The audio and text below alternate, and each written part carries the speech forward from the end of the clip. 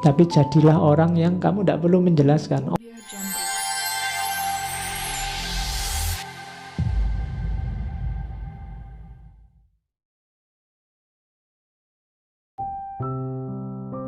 Live your life as an exclamation rather than an explanation. Hiduplah dengan hidup yang seperti exclamation. Exclamation itu seruan, bukan hidup yang explanation. Explanation itu penjelasan. Hidup yang seruan itu kan hidup yang menyeru, membuat orang bergerak, membuat orang mengikutimu, membuat orang mendekatimu karena butuh padamu. Bukan hidup yang explanation, hidup yang kamu butuh menjelaskan ke orang lain karena orang tidak memahamimu, karena orang mungkin tidak suka denganmu, karena kamu tiap hari menyusahkan mereka, karena gaya hidupmu tidak cocok dengan mereka. Terus kamu butuh banyak menjelaskan.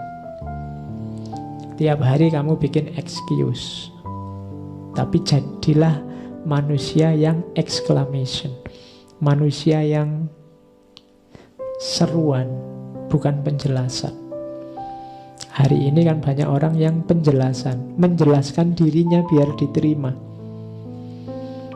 Tapi jadilah orang yang kamu tidak perlu menjelaskan. Orang otomatis akan mengikutimu karena karya-karyamu, karena kreativitasmu, karena tuntunanmu, gaya hidupmu yang menarik bagi orang lain. Itu namanya exclamation. Bukan hidup yang explanation, yang butuh panjang lebar kamu jelaskan ke orang lain. I can calculate the motion of the heavenly bodies but not the madness of people. Aku bisa mengukur pergerakan benda langit, tapi aku tidak bisa mengukur kebodohan, kegilaan manusia. Masyarakat itu kadang-kadang melakukan hal-hal yang tidak masuk akal, dan itu tidak terukur. Itu keluhannya Newton pada perilaku masyarakat.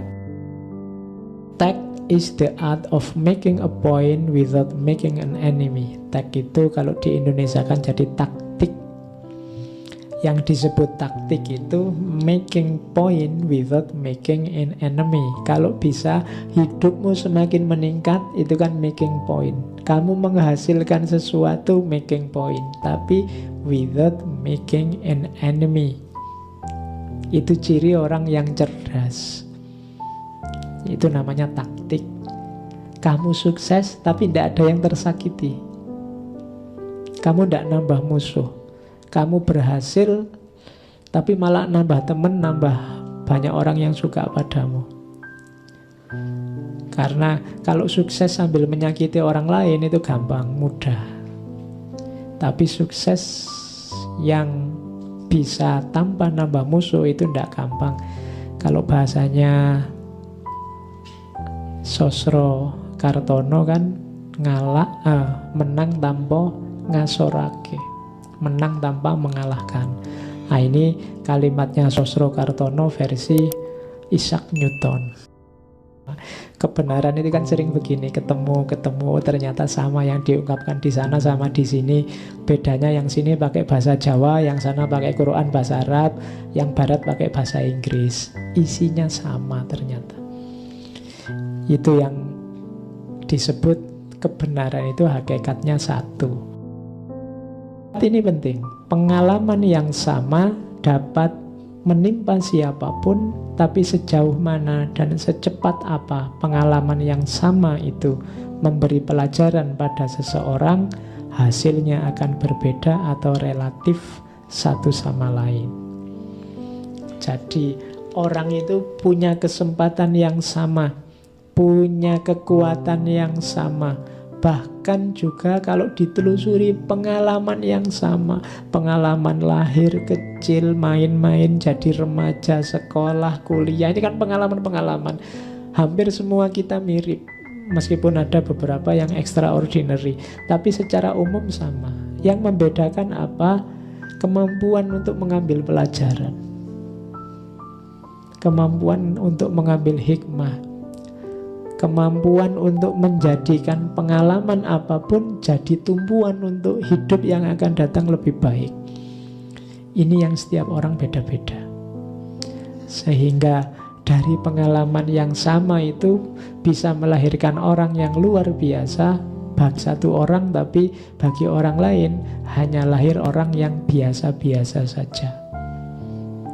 Kalau yang aspek ininya beda-beda, meskipun bekal dan isinya sama. What goes up must come down. Apapun yang naik pada akhirnya pasti turun. Jadi hidup itu ada bagian ininya. Kita awalnya semua setara biasa-biasa, dalam perjalanan hidup ada yang kemudian melejit naik.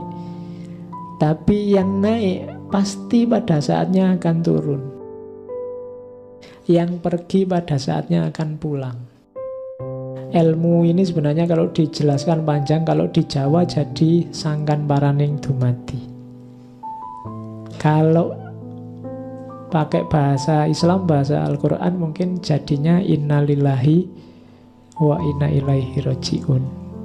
Cuma ini versinya Newton. What goes up must come down. Yang berangkat naik ya nanti akan kembali turun. Wong memang tempat asalnya di bawah, tapi terus dia naik, terus balik lagi turun. Hidup itu begitu, up and down. Terakhir, we build too many walls and not enough bridge. Ini menyindir kehidupan sosial kita. Kita terlalu banyak membangun tembok, tapi terlalu sedikit membangun jembatan. Akhirnya apa? Manusia banyak terkotak-kotak. Jadi kita terlalu banyak topeng, terlalu banyak identitas, terlalu banyak bangunan yang kita bikin untuk memisahkan kita dalam kehidupan kita, sehingga kita terpisah-pisah. Sebenarnya tidak masalah orang itu mengafiliasikan diri, aku kelompok A, kalau kamu kelompok B. Ini kan namanya membangun tembok. Tidak apa-apa. Cuma yang keliru apa? Kita kurang membangun jembatan. Jadi kita tidak punya jembatan untuk saling bersentuhan. Akhirnya kita benar-benar terpisah, sehingga kita rawan konflik. Kita terlalu banyak bikin tembok-tembok, bikin benteng-benteng tanpa jembatan.